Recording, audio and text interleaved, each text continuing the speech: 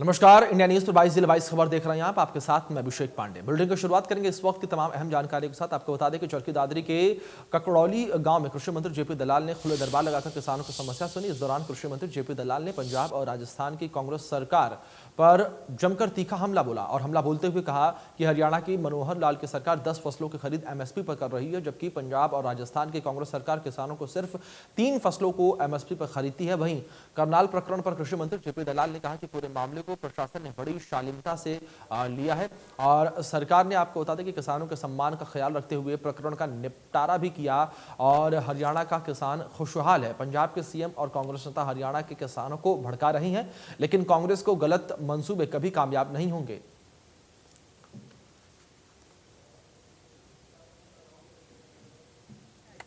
हमारी इच्छा, किसान हमारे माई बाप हैं। हमारी इच्छा किसी भी तरह से, हमारी सरकार का आदेश है वो जो मर्जी करे, हमने हाथ नहीं उठाना। लेकिन भीड़ के अंदर कोई उपद्रवी घुस जाता है, कोई और हो जाता है और कहीं न कहीं से दुर्घटना होने का डर रहता है। मेरी सब भाइयों से प्रार्थना है, खासकर इन पंजाब के जत्थेदारों से, हरियाणा पर रहम करें। अपना आंदोलन राजस्थान में चला लें, जहाँ फसल नहीं बिकती, पंजाब में चला लें। हमारे यहाँ मंडियाँ भी अच्छी चल रही हैं। किसानों के लिए हम जो भी बढ़ सकता है तेज गति से काम कर रहे हैं। हमारे हरियाणा को रणभूमि ना बनाए।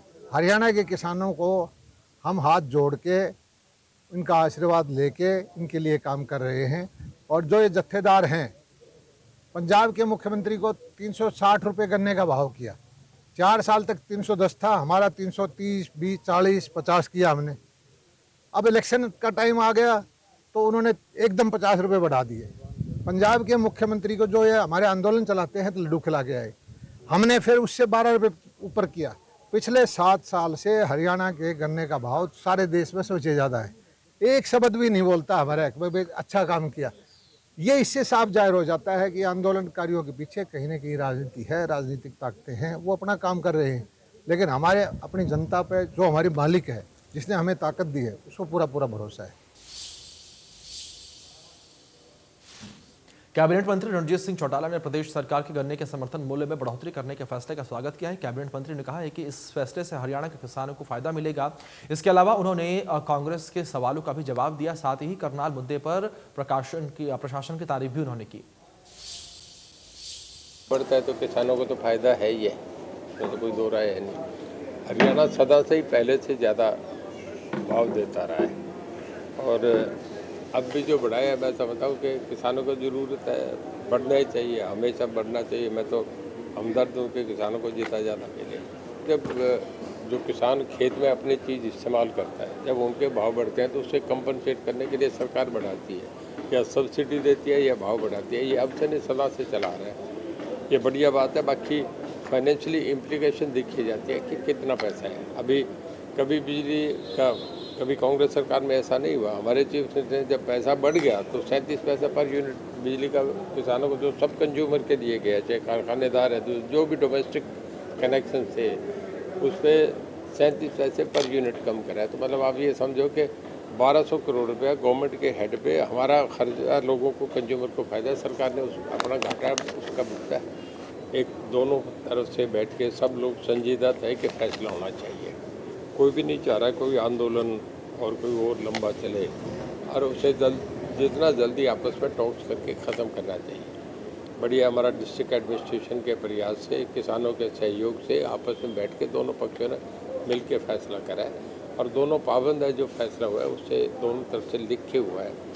तो मैं समझता हूँ कि एक अच्छा स्टेप है कि जो कोई लोगों की ग्रीवेंसेस थे, सरकार लोगों द्वारा चुनी हुई होती है, लोगों के ग्रीवेंसेस सरकार को ख़त्म करना चाहिए। रोहतक से बीजेपी सांसद अरविंद शर्मा ने कांग्रेस पर तंज कसा। उन्होंने कहा कि केंद्र और प्रदेश में बीजेपी सरकार को हिलाने वाला कोई भी नहीं है और कांग्रेस का सत्ता में आने का ख्वाब पूरा नहीं होगा।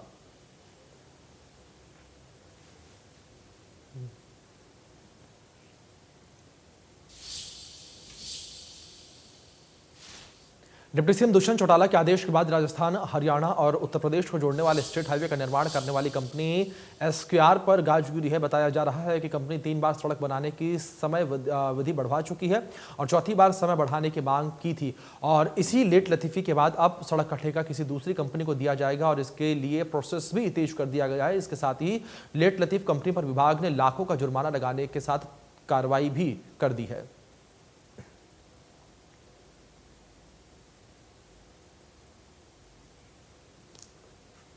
नगीना तिजारा सड़क का काम पिछले साल से बंद पड़ा हुआ है और अब सरकार ने जो ठेकेदार काम कर रहा था उसका टेंडर कैंसिल किया है और नए ठेकेदार को इसका टेंडर दिया जाएगा।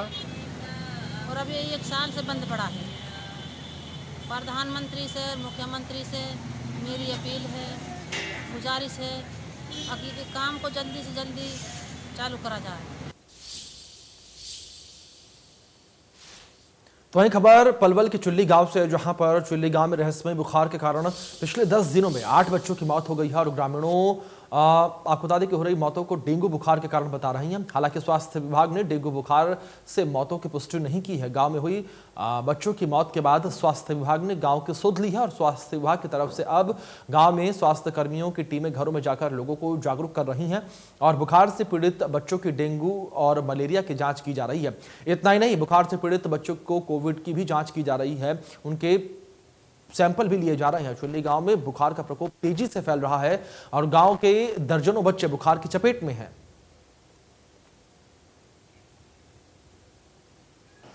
कहाँ दिखा रहे थे आप उसको? उसको यहीं लोकल से इंजेक्शन लगवाया था। उसके बाद में फिर रात में 1 बजे उसको बिजेंद्र हॉस्पिटल में ले गए थे हतीम। क्या निकल के आया था कि क्या बीमारी थी उसको? कुछ भी नहीं जी, वो तो हमें अपनी तरफ से ही नमूने लगा था जो बताया लोकल आदमी ने, अपना घर वाला। डॉक्टर ने हमें कुछ नहीं बताया तो वहाँ गया, वहाँ उसके कैनुला नहीं लग पाया था तो फिर वो बोला सुबह लेकर आना। 1 इंजेक्शन लगाया, घर पर आके नहीं 20 मिनट बाद उसने एक्सपायर हो गई। तो बुखार की शिकायत वगैरह थी? नहीं, बुखार की नहीं थी उसको। 3 दिन पहले बुखार की शिकायत हुई थी तो तब वो सही हो गई थी दवाई गोलियों से। उसके बाद में कुछ नहीं था, उसको सांस थोड़ा चलने लगा था। ये सर डेंगू बताया जी, वहाँ भी लल्हड़ में भी हतीन में भी डेंगू बताया जी सर, डॉक्टर ने हूँ लिया सर ने।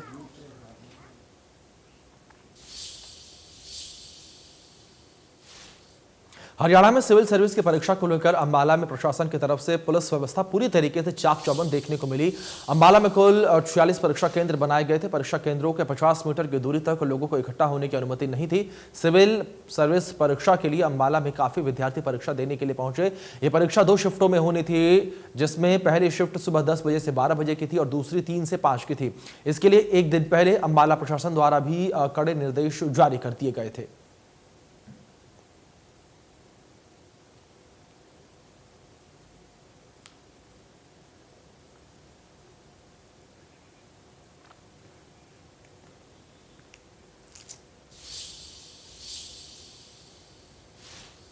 चलिए खबरों का सिलसिला आगे बढ़ाएंगे, पर उससे पहले एक नजर इस वक्त की हेडलाइंस की ओर। गुजरात के नए सीएम होंगे भूपेंद्र पटेल। बीजेपी विधायक दल की बैठक में हुआ फैसला, गृह मंत्री अमित शाह ने दी बधाई।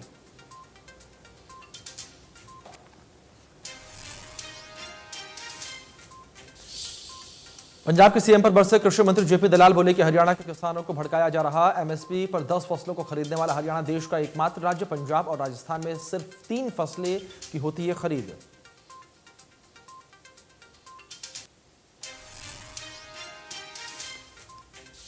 पलवल के चुल्ली गांव में बच्चों पर बुखार का कहर, 10 दिनों में 8 बच्चों की मौत। तो स्वास्थ्य विभाग में हड़कंप।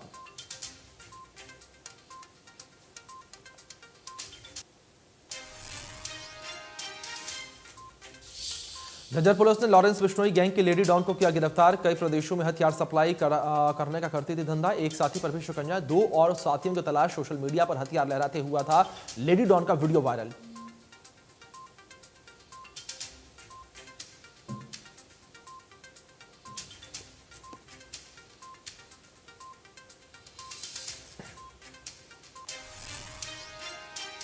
चलिए खबरों का सिलसिला आगे बढ़ाते हैं। आपको बता दें खबर गोहाना से, जहां पर एमबीबीएस की छात्रा की संदिग्ध मौत का मामला सामने आया है। और दरअसल आपको बता दें कि छात्रा की मौत सड़क हादसे में होना बताया जा रहा है। और रुचि देर रात अपनी एक फ्रेंड की जन्मदिन की पार्टी बनाने के लिए अपने दोस्तों के साथ मूर्थल ढाबे पर खाना खाने के बाद वापस अपने घर लौट रही थी और इस दौरान गाड़ी पलट गई, जिस दौरान हादसे में रुचि की मौत हो गई। वहीं छात्रा रुचि के परिजनों ने हत्या की आशंका जताई है। रुचि के परिवार वालों का कहना है कि रुचि की हत्या की गई है और इससे हादसा दिखाया जा रहा है। वहीं पुलिस अभी इस मामले में जांच कर रही है कि हत्या है या हादसा है, ये जांच के बाद ही सामने आएगा।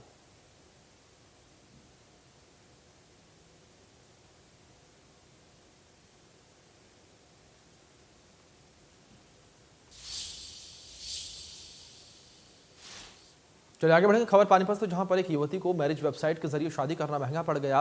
जी हां, युवती ने जिस युवक से शादी की वो पहले से ही शादीशुदा निकला और युवक की पहले 2 शादियां हुई थी और उन्हें दहेज के लिए छोड़ दिया था। शादी करके जब युवती अपने ससुराल गई तो उसके साथ भी यही दोहराया गया। रोज रोज उस दहेज की मांग को लेकर प्रताड़ित किया जाता और कम दहेज लाने के ताने दिए जाते। इसके बाद सास ससुर ने उसे घर से निकाल दिया। अब पीड़िता की शिकायत पर पुलिस मामले की जांच पड़ताल में जुट गई है।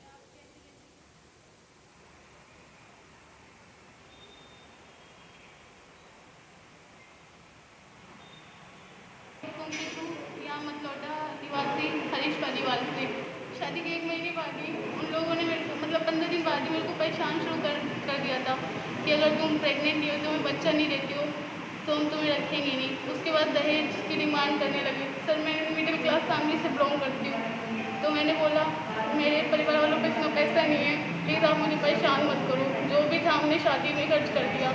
उसके बाद सर प्रेग्नेंट होने के लिए मेरे को प्रताड़ित करने लगे। सर 1 महीने बाद उन्होंने मुझे घर से बाहर निकाल दिया। अभी मैं प्रेग्नेंट हूँ, बेघर हूँ, मेरे पास कोई रहने का ठिकाना नहीं है, पैसे नहीं है। सर शादी फिर कुछ दिन बाद मेरे ससुर ने मेरे को बुलाया कि बेटा मैं तुम्हारा समझौता करा दूँगा। उसी दिन सर जिस दिन मैं आई थी उसी दिन रात को मेरे ससुर ने मेरे साथ ज़बरदस्ती करने की कोशिश की, तो मैं सुसाइड कर दी थी। मोहल्ले वालों ने मेरे को बचाया और मैंने 112 पे कॉल किया। तब सर मेरी कंप्लेन दर्ज कर ली गई और उस पर कोई सुनवाई नहीं हुई। मतलौडा थाने वालों ने सर पैसे खाए गए क्या है पता नहीं सर, वो मेरी कोई हेल्प नहीं करते हैं और ये बोलते हैं कि हम क्या करें, तुम्हारा पति तुम्हें परेशान कर रहा है। तो देखिए मैंने 10-15 दिन पहले तो पता चला कि मेरे जो पति हैं हरीश पालीवाल, उनकी ये 3री शादी है। वो शादी करते हैं, 1-2 महीने रखते हैं लड़कियों को, उसके बाद छोड़ देते हैं, कोई रीज़न नहीं। महिला ने आरोप लगाए छेड़छाड़ के आरोप लगाए हैं, तंग करने के भी आरोप लगाए हैं। उसमें एफआईआर दर्ज है और इन्वेस्टिगेशन उसमें कर रहे हैं। जल्दी से जल्दी इसमें जो भी पाया जाएगा इन्वेस्टिगेशन उसके आधार पर फर्दर कार्रवाई करेंगे। सबको लड़के ने हमारी शादी.com से इसमें शादी की, तो आगे इन्वेस्टिगेशन में आएगा कि अगर ऐसे किए तो लेकिन वो इन्वेस्टिगेशन का कोई इशू नहीं है। उसमें शादियाँ इसने की है तो जो हमारे पास कंप्लेंट है उसके आधार पर इन्वेस्टिगेशन करके उसमें प्रोडक्शन होंगे। फरीदाबाद में एमबीबीएस छात्रा की हत्या मामले में आरोपियों की गिरफ्तारी नहीं होने पर पीड़ित परिवार ने केंद्रीय राज्य मंत्री कृष्णपाल गुर्जर से वीडियो कॉन्फ्रेंसिंग के जरिए मुलाकात कर न्याय की गुहार लगाई। बता दें कि 31 अगस्त को जन्माष्टमी पर्व पर सोतई गांव में दही हांडी चढ़ाने को लेकर हुए विवाद में एमबीबीएस के छात्र भूपेंद्र की गोली मारकर तेजधार हथियार से हमला करके हत्या कर दी गई थी, जिस पर कार्रवाई करते हुए पुलिस ने 11 लोगों के खिलाफ मामला दर्ज कर लिया था। लेकिन अभी तक केवल 4 लोगों की ही मामले में गिरफ्तारी हो पाई है और जबकि आपको बता दें कि 7 लोग अभी भी गिरफ्तार नहीं किए गए हैं। और पुलिस की ढीली कार्यप्रणाली के चलते मृतक छात्र के परिवार में भारी रोष है। वहीं पीड़ित परिवार की तरफ से पृथला से विधायक नयनपाल रावत पर भी आरोपियों को बचाने का आरोप लगाया गया है। हमारे गांव में 31 तारीख को रात को एक मर्डर हो गया और जो मर्डर करने वाले हैं, जो मेन आदमी है वो अभी फरार हैं और विधायक की संरक्षण में प्राप्त है उनको। ठीक है जी। अब हम मंत्री साहब के पास इसलिए आए हैं तो मंत्री जी से हमने एक निवेदन किया है कि भाई विधायक की ना सुनी जाए। विधायक आरोपियों को बचाना चाहता है। विधायक ने पैसे खा रखे हैं उनसे। विधायक उनकी हर जगह मदद कर रहा है। पहले विपुल गोयल करता था, अब ये कर रहा है नयनपाल रावत। तो वहीं झज्जर पुलिस ने अपराध शाखा ने लॉरेंस बिश्नोई गैंग से जुड़ी एक लेडी डॉन को उसके साथी सहित गिरफ्तार किया है, जो कि हरियाणा, दिल्ली समेत कई और प्रदेशों में हथियार सप्लाई करने का काम करती थी।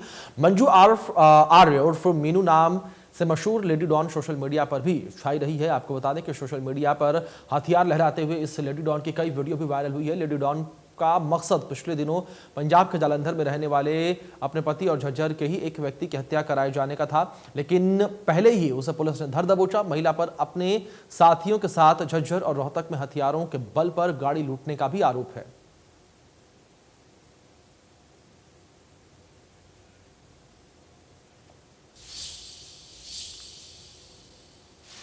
गुरुग्राम के भोरसी के लाल शहीद तरुण भारद्वाज को राजकीय सम्मान के साथ अंतिम संस्कार हुआ। शहीद की आखिरी विदाई में लोगों का हुजूम उमड़ पड़ा। पूरा भोरसी भारत माता और वंदे मातरम के जयकारों से गूंज उठा। नम आंखों से गांव वालों ने अपने हीरो को आखिरी विदाई दी। शहीद के अंतिम संस्कार में गुरुग्राम के डीसी और गुरुग्राम सोहाना के विधायक भी शामिल हुए। आपको बता दें कि तरुण भारद्वाज सियाचिन में पेट्रोलिंग के दौरान शहीद हुए थे। लाइव चल रहा था पूरा, अब हमने लाइव तो रोक दिया। देखिए, तरुण भारद्वाज मेरा भतीजा था। 9 सितंबर की रात को शाम को फ़ोन आया कि इसका जो है वो इसको चोट लग गई है। उसके बाद 9:30 बजे जो हमारा भाई इसका पिता है नंद किशोर भारद्वाज जी, खुद भी 16 राजपूत में ही थे, उनके पास फिर ये फ़ोन आया 8 बजे कि हम उसको बचा नहीं सके। उसके बाद आज उसकी जो वो डेड बॉडी है वो आज आई लगभग 12 बजे हमारे पास घर पे। स्वस्थ रहें मस्त रहें का संदेश देते हुए सामाजिक संस्था ने करनाल शहर में साइकिल यात्रा निकाली। इस यात्रा के जरिए लोगों को प्रदूषण मुक्त भारत बनाने के लिए साइकिलिंग अपनाने का संदेश दिया गया। शहर की सामाजिक संस्था GCI के द्वारा साइकिल रैली का आयोजन किया गया, जिसमें हर आयु वर्ग के सैकड़ों लोगों ने हिस्सा लिया। करनाल क्लब से शुरू हुए साइकिल यात्रा शहर के मुख्य मार्गों से गुजरी और शहर वासियों को प्रदूषण कम करने के लिए संदेश दिया। संस्था के पदाधिकारियों ने कहा कि साइकिलिंग से सेहत फिट रहती है और लोगों को स्वास्थ्य बेहतर होता है और रैली के जरिए लोगों को स्वस्थ रहो मस्त रहो का संदेश भी दिया गया।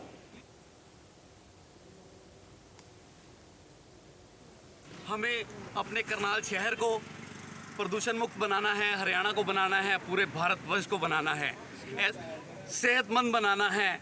और अगर ऐसी रैलियां समाज के और भी संस्थाएं आगे आकर करती रहें तो हमारे आने वाले ये देखें छोटे छोटे बच्चे, इनका भविष्य और अच्छा होगा। वहीं देश के विभिन्न इलाकों में मोबाइल नेटवर्क काम नहीं करते।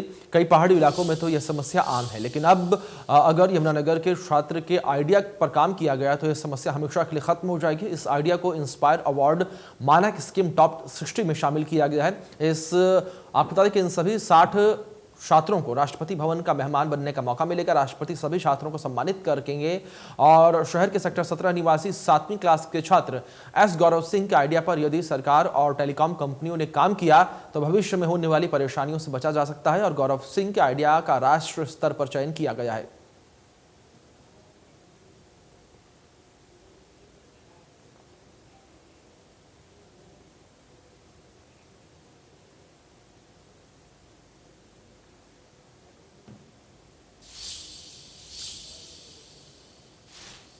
फिलहाल रुकेंगे छोटे से ब्रेक के लिए। ब्रेक के उस पार भी खबरों का सिलसिला जारी है।